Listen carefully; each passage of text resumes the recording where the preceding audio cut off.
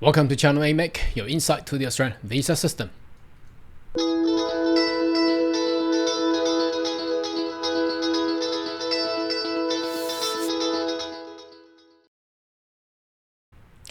Good day everyone, my name is Cao Yang, your online YouTube visa consultant. Are you interested about migrating to Australia? Why don't you consider to subscribe to my channel and turn on the little bell on the side, so once we have all the updates and news, you'll be the first one getting all the insight. Now, today's video, again, well, a lot of people will say, whoa, yeah, Carl's gonna say that Australia is gonna open up, getting more quota and more migrants, blah, blah, blah. Yeah, I noticed that. I got a lot of comment on that. Now, it's not me. The issue is it's not me. It's all the media article and news keep coming since pandemic. And that's the problem. Not really a problem, but it reflects to the advantage side for all the migrants. Although the policy and regulation does not change as quick as we expect, but the pathway towards more opened, more migrants era is coming. As I have previously discussed in my channel since probably 2 years ago, start from the pandemic, looking into the past in the immigration history of Australia, you can actually predict the future, because every time Australia got economically hit, for example, post-World War II, and all these economic crises that we've been through in the 90s, in 2008, and obviously recently with the pandemic, how the country of Australia response is always utilizing immigration policy to boost its economy. Now, even if we don't talk about this, the country of Australia will still need more migrants, for sure. It's the fifth or sixth largest continent in the world, and with only 25 million in population. It's definitely need more people to work there, especially with the crisis going on in Europe and nowadays, and also geopolitical issues around the world. Everybody is jamming up in a post-pandemic era to get more skilled migrants and workers into whichever the country that is. So obviously, Australia is at the front line of that competition in way of attracting more skilled migrants into the nation to help the economy. Anyway, let's still go into the news article and have a read.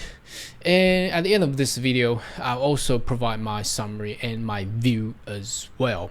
So first of all, I pick it's actually two numerous sources can come out. So it's not just the government of Australia is saying this, but this is actually a third party news article. This came from Taipei Times, talking about executive in Australia. That means the business world, or perhaps the senior management of large corporation in Australia is calling for migration reform. Now today's I read news Singapore is trying to do that as well. As you know, Singapore is a nation with just a size of a city. It doesn't really produce as a manufacturer, definitely not in agriculture and a lot of other primary production as well. So they're actually putting new policy to attract more skilled migrants to Singapore as well. Imagine Singapore is tiny. They got enough population. I mean, the property price in Singapore has already been hyped up to a certain stage, and they still need more. So why wouldn't Australia, with a large continent in the southern hemisphere with only 25 million, need more? I mean, the answer to this is pretty straightforward. So anyway, let's have a read. And this is coming from Taipei Times, and the other one is coming from Bloomberg. I think it's more, what should I say, more credential, perhaps, but it's the same. If you read the topic, it says Australia needs migration boost to help plug skill shortage. So as we can see here, let me just get I think the content it's the same. It's coming from recent days. So basically it says Australia needs relax. Now that's the same thing that's trying to say So it's just they probably just changed the topic, but you see the content is exactly the same. Anyway, Australia needs to relax the immigration rules. Now, that is exactly what I have predicted. Now, how they're gonna relax? A lot of people will say, well, they probably will drop the points. But another way is they increase the quota. I think increasing quota by not dropping its current criteria should actually make should be a better solution rather than dropping or relax their immigration rules. So increase the quota while actually getting more people in, and then still keep the standards up there. I think that should be a way to go.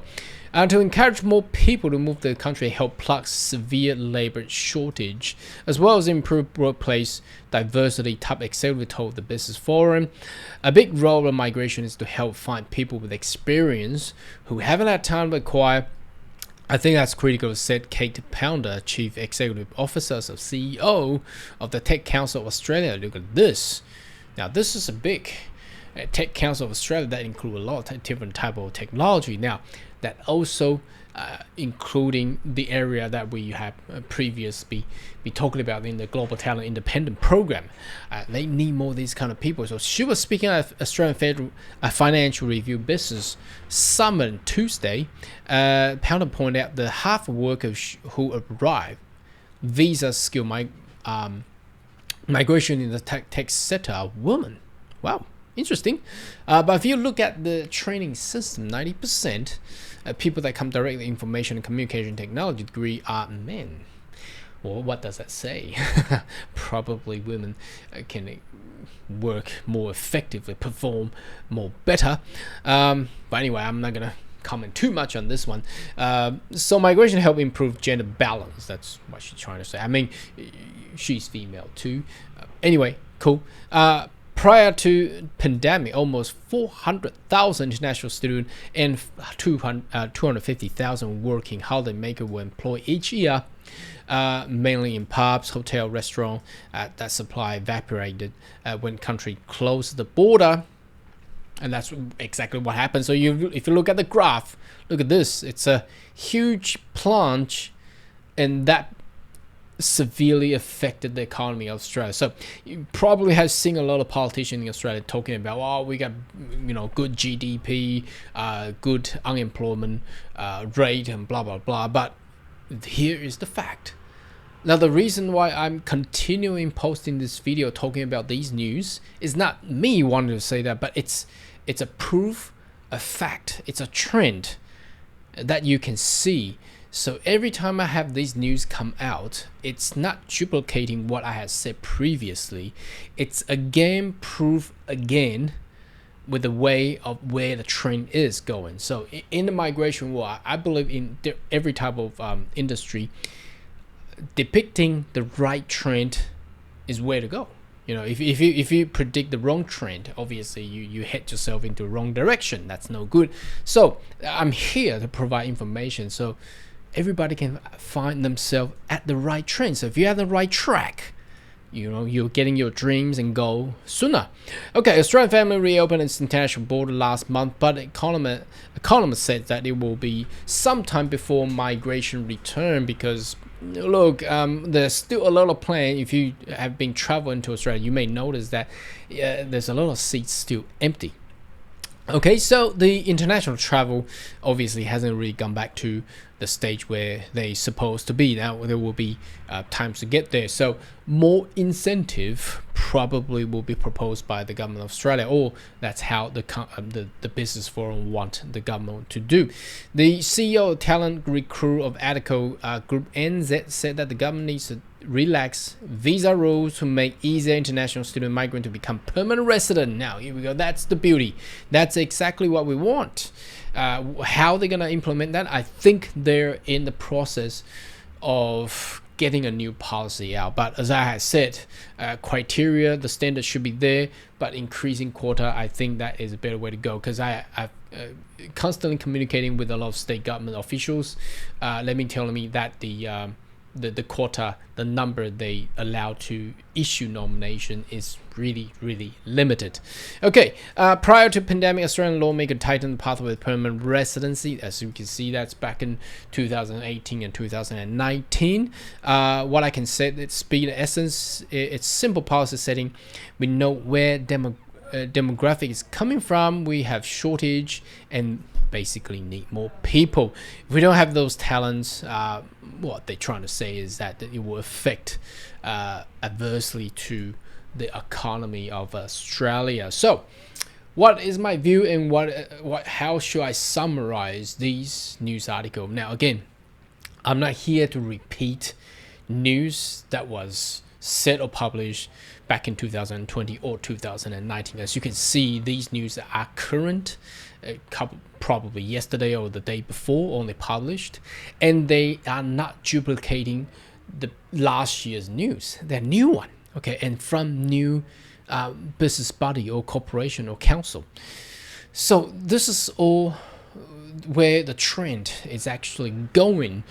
And I believe, as I have predicted since last year, I mean probably more in the past, due to pandemic and the economy required, and of course adding into the recent floods going in Queensland and New South Wales, I truly believe major need and a major change on migration policy will be taken ahead by the new financial year in 1st of July, and perhaps a lot of policies will actually be announced and come out during the Easter holiday period of time. Anyway, I will strongly suggest you share this video and subscribe to my channel, so that once all these update news coming out, you'll be the first one being notified from my channel.